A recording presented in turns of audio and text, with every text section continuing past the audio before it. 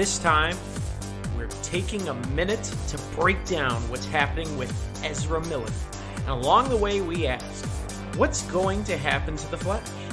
Will Miller ever be arrested for their crimes? And how could someone be upset in Hawaii? Let's break it down on this edition of Force-Fed Sci-Fi.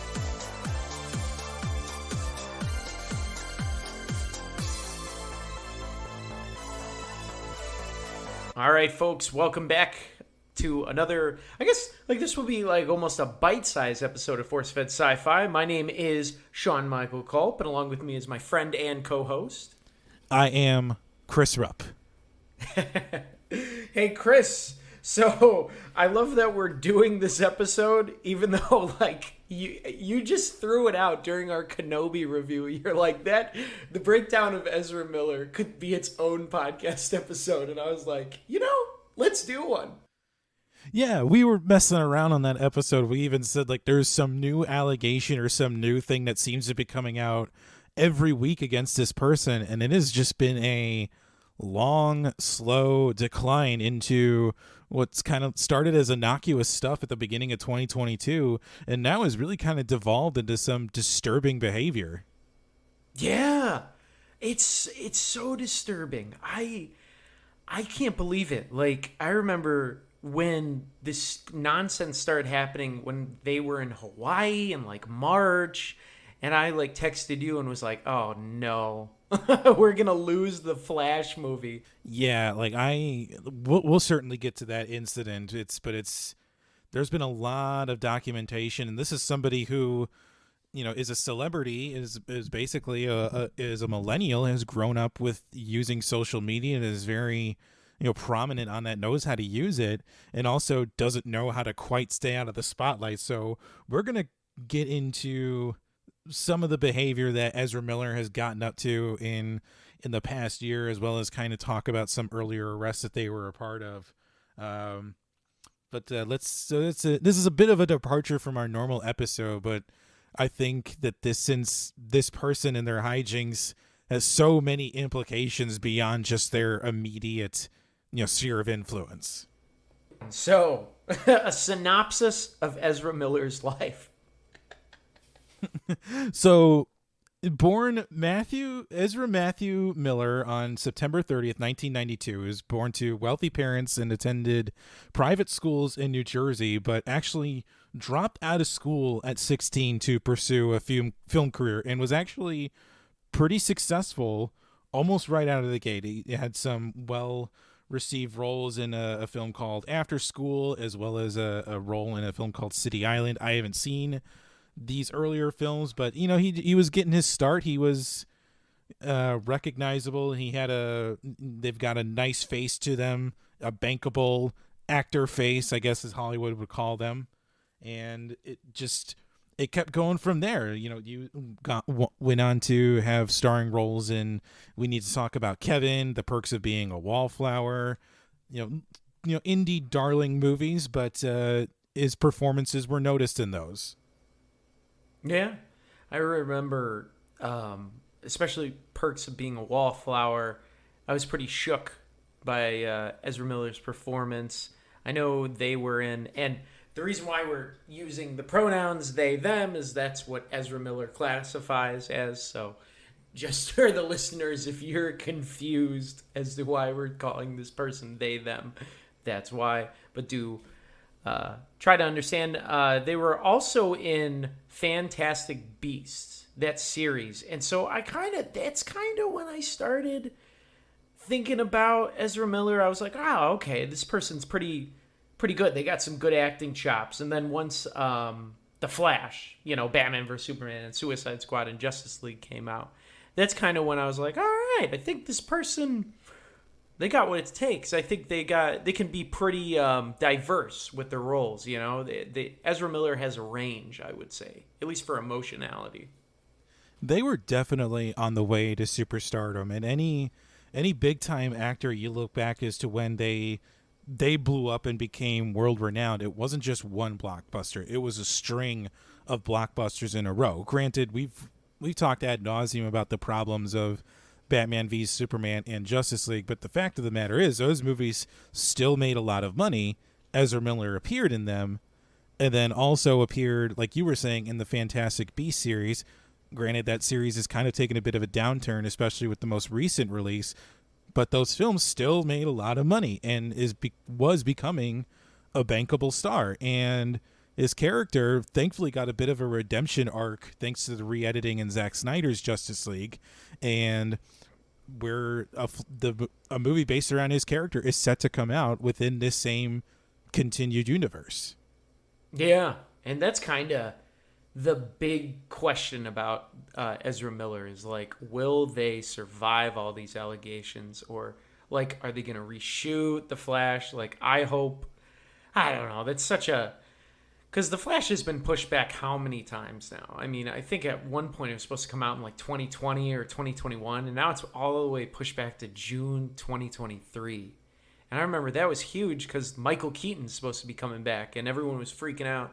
And so it's kind of like, I don't know. I feel like a lot of DC's problems, it's like once they figure out, like, all right, now we know how to make a good movie that fans want, that's entertaining, they cast like the wrong people. Yeah, that they do. They definitely do. But this universe of theirs is so disorganized that there's no real structure or continuity to follow along with. It's still, yes, they're still very much a part of the shared universe, but there's no roadmap in terms of figuring out how to decipher where everything fits into it. Yeah, they have no idea where they're going. So it's like, what are they going to do? What would you do, Chris, if you had Ezra Miller? You know, because, like, I guess, what would you do? Because, I mean, gosh, they've done a lot. Like, what are some of the things that Ezra Miller's been, hit up with? Well, I think it's appropriate to kind of start back in their earlier life. So the earliest incident that I could find, let's just say he gets this. Ezra Miller gets into a lot of disorderly conduct, and this first incident is what I call teenage hijinks. So in 2011, they were filming The Perks of Being a Wallflower, and was in a vehicle that was pulled over in Pittsburgh. There was a broken brake light, and obviously, some cops may not have anything else to do but to pull somebody over for a broken light or a light that's out or whatever. And they found 20 grams of marijuana on Miller's possession. And for people who may not be familiar with marijuana and weights, 20 grams, that's a lot of marijuana to have. Yeah. That's a pretty sizable amount, I would say. Absolutely. And this is 2011, before I know, like, marijuana's become like, I know in the States, pretty open to consume. Yeah, the United States has certainly kind of settled down and come around to, hey, marijuana, when you use it right, is pretty harmless, and all that propaganda about it being a gateway drug is exactly what it is. But, like, 20 grams, that's a few grams shy away from being charged with trafficking. But Miller was initially charged with drug possession, but that charge was later dropped. So instead, they were hit with a $600 fine and 2 citations for disorderly conduct. Gosh, I wish. Oh my gosh, that's it. Let me refrain from. Well, did she say Ezra Miller was in Iceland? So yeah, that was in 2020. So I think now we're getting into the choking incident. So this is 9 years removed from the 2011 arrest. So in 2011, Miller was, I think, like 18, 19 years old. So that disorderly conduct, drug possession thing, that's something that, like, every teenager could potentially get into. And for anybody who is serious about their career would have said, okay, this happened one time. I'm never going to let myself be caught in this situation ever again. So nothing like that's ever going to happen. And then we get to April 2020. So April 2020, I think this is where I was kind of like thrown by Ezra Miller.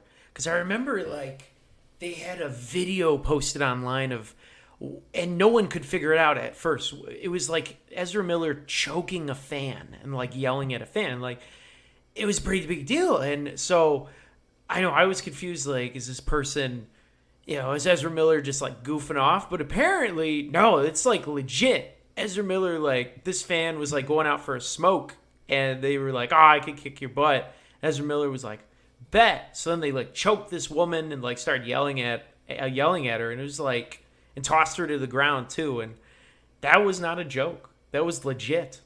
I think this perfectly is summed up by the Ron Burgundy meme of him going, "Well, that escalated quickly," because I've seen this video, and I think this started off as initially being playful. Like, I get it. Like, we've all been in a bar, we've all had a bit too much to drink. We all think like, "Hey, I could beat you in an arm wrestling match," and then turns out you like just challenge a bodybuilder to something that you're going to regret tomorrow. And I think this is what happened here. Like, Miller wanted to get away from the bar, and a woman followed them outside. It's like, "Hey, you're the Flash, right? Like, can we fight?" And so like, "Oh, you want me to choke you?" So yeah, like, Miller grabbed this woman by the throat, and throwing to the ground is a bit misleading. I would say they like gently tossed this woman on the ground, but as far as I can tell, Miller has faced no consequences from this incident, even though it was widely publicized in 2020, because nobody had any sort of news to latch on to. It was just like one of those just weird things that people couldn't really understand. I remember, but it's like now with hindsight, it's like, all right, this is starting to make sense. Ezra Miller, it kind of pops off pretty quick, because I know that was kind of it for them until now, 2022, where it's just been nuts since March.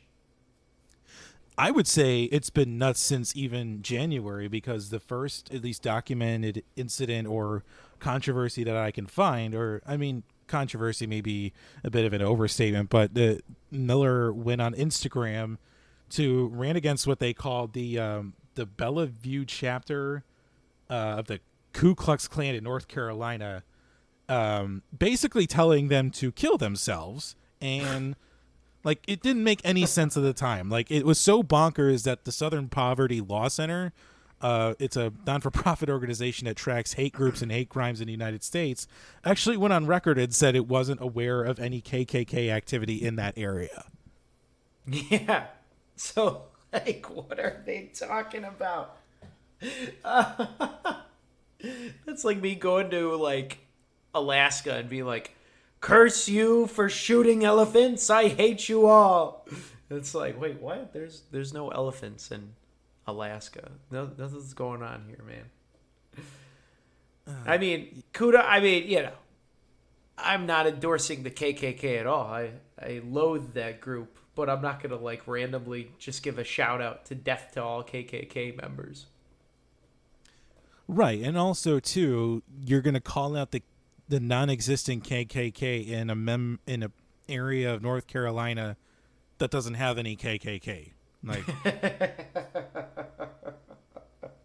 it makes no sense. I mean, it could be Miller was doing this to get attention, or they were a part of some incident in the area, but that's all unclear. Nobody knows the context of this rant that they went on. Yeah. No one knows if they were drunk or high or whatever.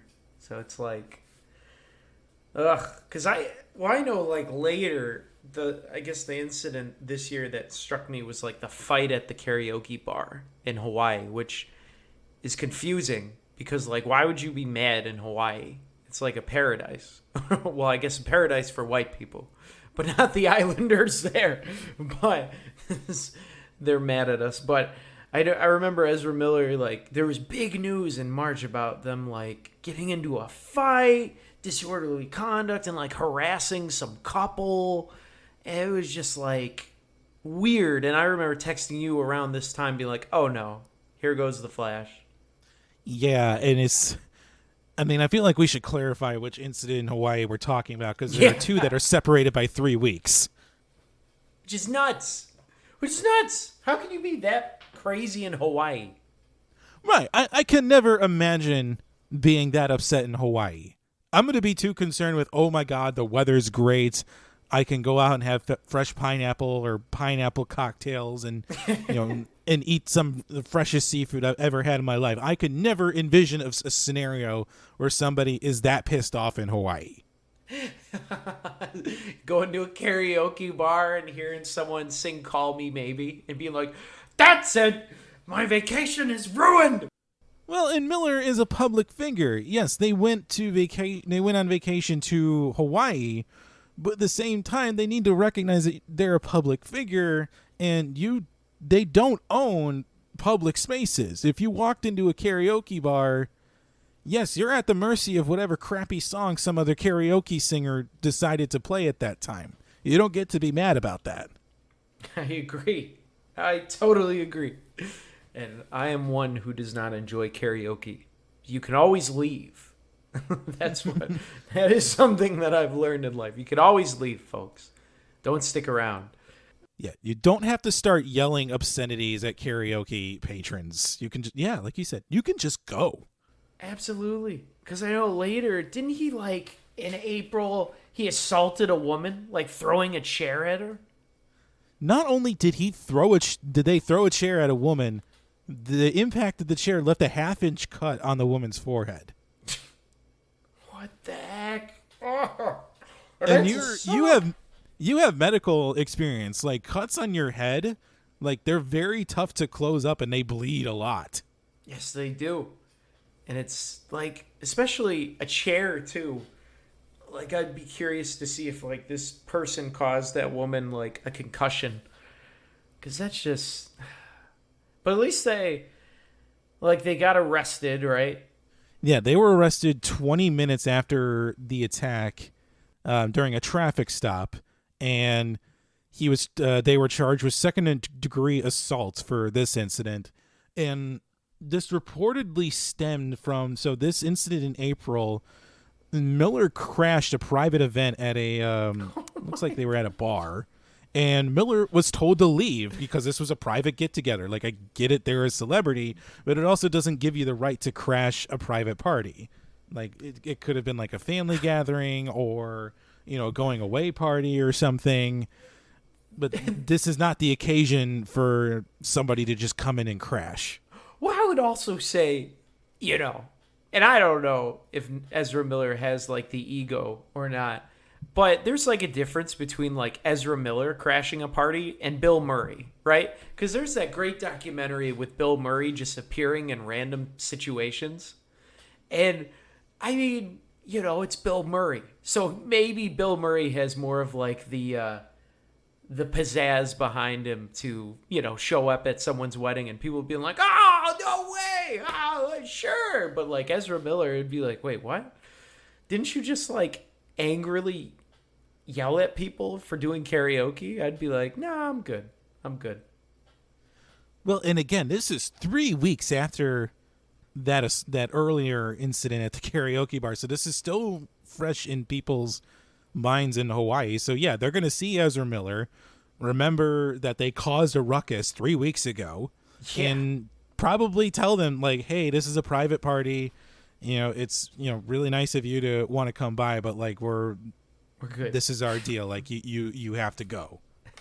We don't want any chairs being thrown at people or people being berated. So I'm good. There's no KK here, so you're good. Well, and again, it's Hawaii. If there's KKK in Hawaii, I would really hope the island dwellers just boot them off the island. We don't want any howlies here. Right? That would be so ironic if there was.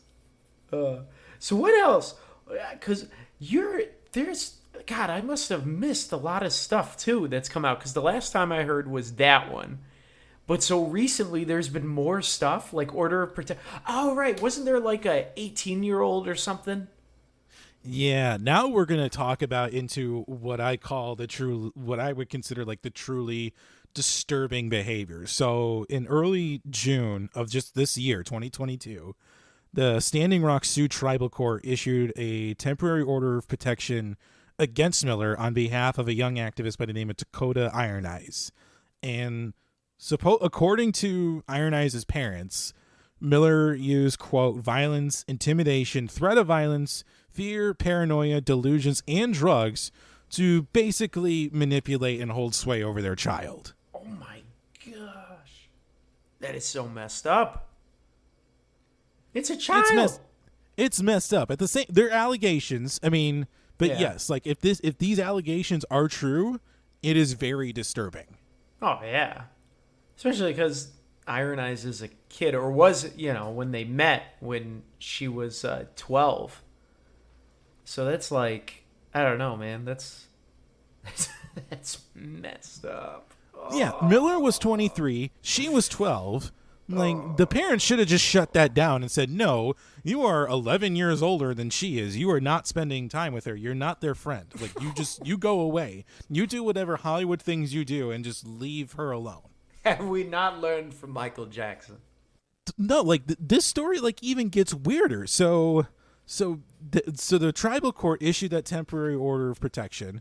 The problem is law enforcement can't find Miller. They can't serve them with the order because the order doesn't mean anything unless the other person has been served with it. You can evade law enforcement and say like, well, I never got it. I'm not aware of it. So bye. I don't pay attention to the news. Oh my God. The further twist in it, and this is going to totally blow your mind, is that Miller posted messages on the Instagram, on their Instagram account, mocking the attempts to find them. What? Oh, no. Oh, that's like robbing a bank and then brandishing the money on IG. Be like, haha, Fifth Third, I got you. Because here's the thing. Innocent people don't do that. Innocent people make all sorts of protestations and say, I never did anything like this. I hope to have my day in court and clear my name. Guilty people do this crap. Yeah. This is just... there's got to be something wrong with this person. Like, they have to have, like, some type of mental health issue going on. There's no way. There's gotta be. And it doesn't stop there. June was a very, very bad month for Ezra Miller PR-wise. Because there was another temporary prevention order issued against Miller, this time in Massachusetts. Apparently, Miller showed up at a woman's house and showed inappropriate behavior towards a child that was living there. So Miller was visiting a neighbor in the area and showed up at this family's house unexpectedly, allegedly wearing a bulletproof vest and brandishing a firearm. That is no. So there's a clear escalation from grooming behavior to now just straight up harassment, disturbing behavior. What the crap? So no. Oh my God. A bulletproof vest and a firearm and showing inappropriate behavior towards children. This is like messed up. And they haven't caught him yet? They haven't caught this person yet? Oh my God. Have not caught Miller yet. Miller has also not addressed any of these allegations. And this doesn't even... There's even one more incident on a farm in Vermont. Supposedly Miller was running some sort of marijuana farm. But they were growing significantly more than what the state was allowing to grow, and had children there, and some a young woman, I think, is, according to like the reports I'm seeing, that supposedly Miller was housing this family from an abusive situation, but there are lots of firearms involved, and so it's a situation that Miller is now intentionally putting people in harm's way, it seems like, without any sort of care as to the consequences for it. This is just crazy. It's insane, the level of just like, I want to use a bad word here, but I can't, just like the massive level of buffoonery that they have gotten into in just a short amount of time is insane to me. I can't believe it. This is just... Yeah. Like, how can you... Oh, what? You have to go out of your way. You have to be intentionally doing these things without any sort of regard or forethought of the consequences. And that's where I think Miller is at. I think because they've been in the spotlight for so long and have largely skated away without any sort of consequences and is so used to calling other people out on their misdeeds that they're blind to their own. And it's going to bite them on the butt in the biggest way imaginable. This is just crazy, man. It's like, oh my God. Ezra was like offering refuge to the children and the family of their abusive parent, but like, oh my God. The kid, like a 1-year-old, put a bullet in their mouth. Like, the guns were accessible to the children. It's like crazy, man. Like, no. Oh my gosh. It's so messed up. And you're a celebrity. You're making millions of dollars. Why are you running a grow operation? I don't know. An unlicensed one at that matter. You should be investing in like Tesla or some crazy stocks with the uber rich. This is just madness. You can't write this stuff, dude. This is like a movie. I can't believe it. I can't believe that they still haven't been found by the cops. Like, this is nuts. How has the FBI not found Ezra Miller? Like, haven't tracked him on Instagram yet? Here's the thing. As far as I can tell from any of these things, no charges have been filed. There's been protection orders and harassment prevention orders issued, but there's been no charges filed. This is massively illegal stuff, and you mean to tell me that Miller is just going to skate by without any consequences? That is infuriating to me. It's so infuriating. I can't believe it. This is like wild. This is like, wow. And the amount of like crap that regular average Joe people get busted for on a regular day, it's like, no, it wouldn't be had. Wow. So how the heck is Warner Brothers going to deal with this? Like, because I haven't heard anything from Warner Bros. About like, you know, because people are saying like they're going to recast The Flash.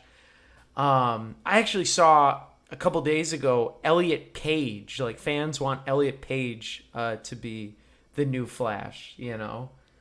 What would you do as an executive for Warner Bros?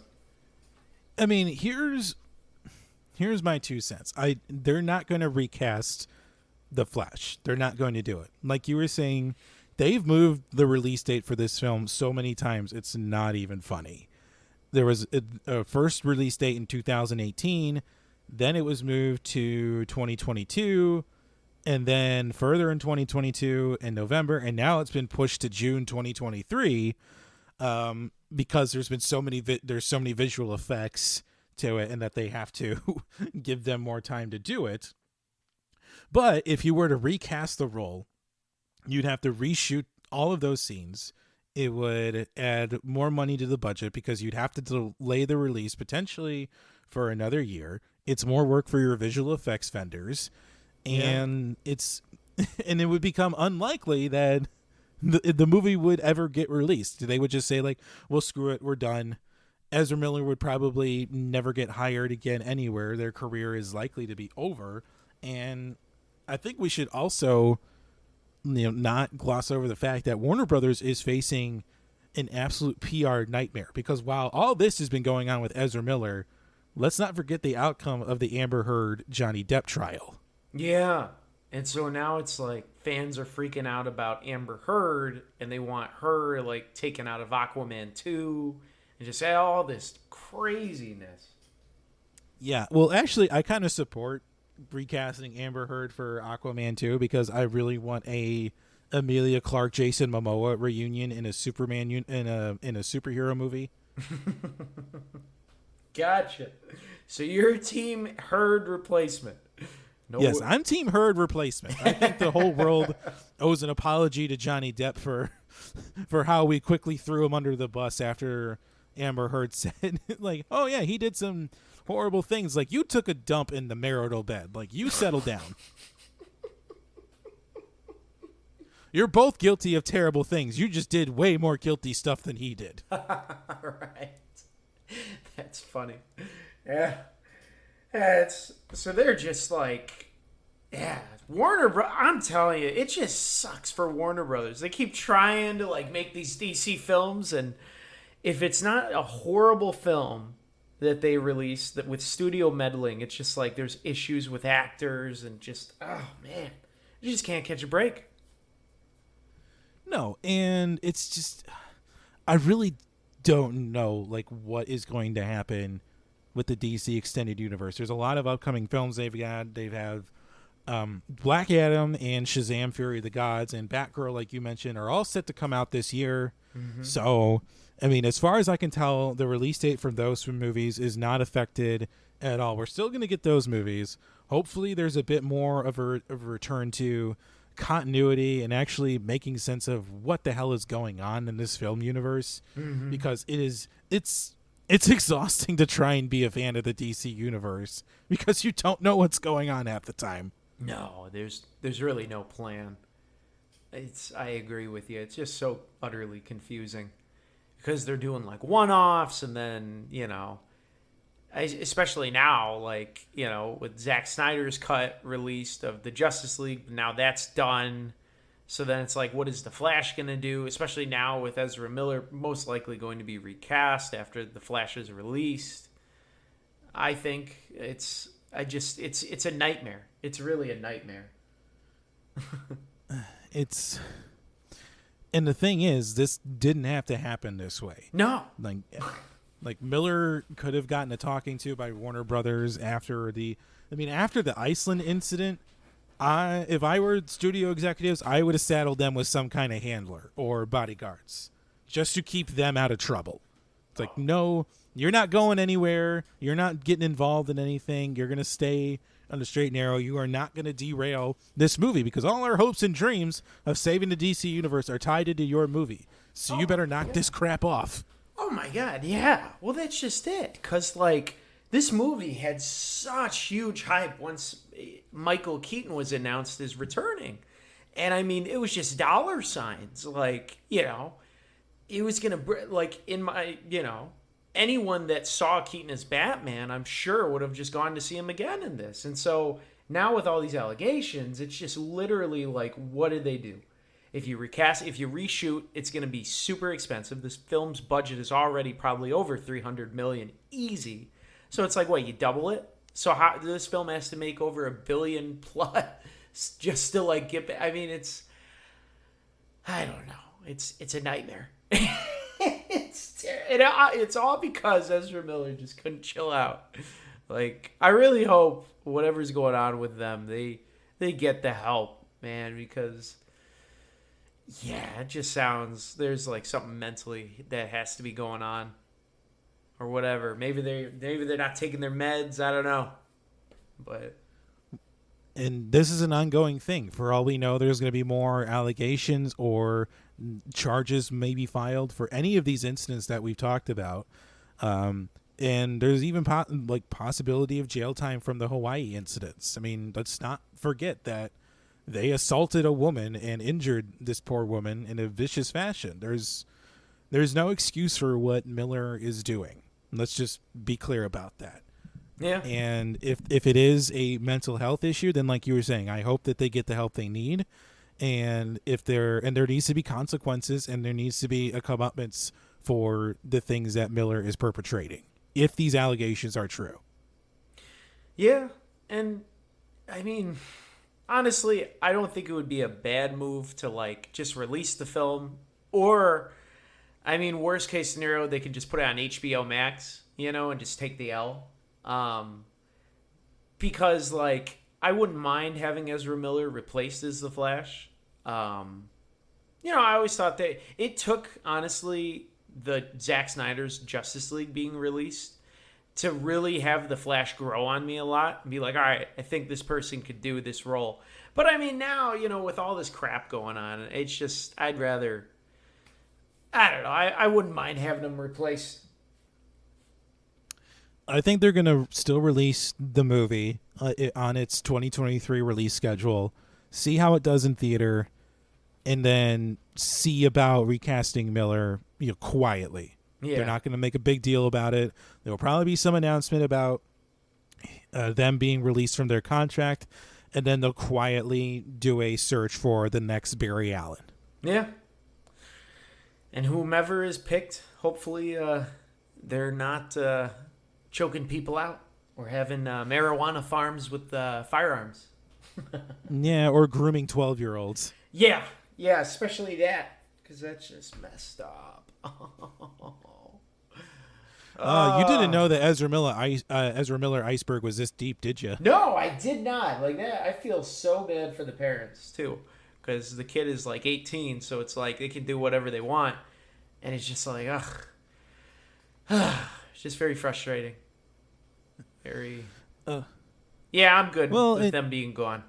I am too. And as we said, like, this is an ongoing thing. So if there's more updates to this, we're certainly going to dive back into it. But we felt it was best to kind of unpack open the lid and see what pours forth from the Ezra Miller box of insanity. Box of insanity, indeed. Well, too easy, my good sir. Well, this was fun. Oh gosh. So yeah, more is to come with force-fed sci-fi for this lovely summer of 2022. As we embark onto our foreign films. I know I'm finally getting settled because I had to move this past weekend, so I'm finally settled in my place and able to knock out some episode editing. And we'll continue on, chugging along, hopefully back to our regular scheduled programming, as Chris likes to say. Yeah. Yeah, in the meantime, if there's special episodes that do come up, in the meantime, we will try to pepper those into the feed here. We've just released an episode recapping Obi-Wan Kenobi, the series on Disney Plus. So go ahead and give that a listen. Like Sean said, we're finishing up the edits on Spielberg month, so be on the lookout for the final episode in that series, which was Ready Player One with Brian McLeod. So Ooh. A lot of fun things coming up for Force-Fed Sci-Fi. Absolutely. Well, Chris, I hope you have a good rest of the day with no legal action taken against you. No, I don't. Well, I'm not running an unlicensed marijuana operation, so I think I'm going to avoid all those. No mischief. That's good. That's good. I'm 31 years old. I avoid mischief wherever I can now. Dude, me too, man. Once I hit 30, I was like, I'm good. I'm not looking for fights. I'm too old for this nonsense. I want to be safe. Right, me too. Oh, the perks of being old. Well, too easy, my friend. You have a fantastic rest of the day. I look forward to chatting with you again.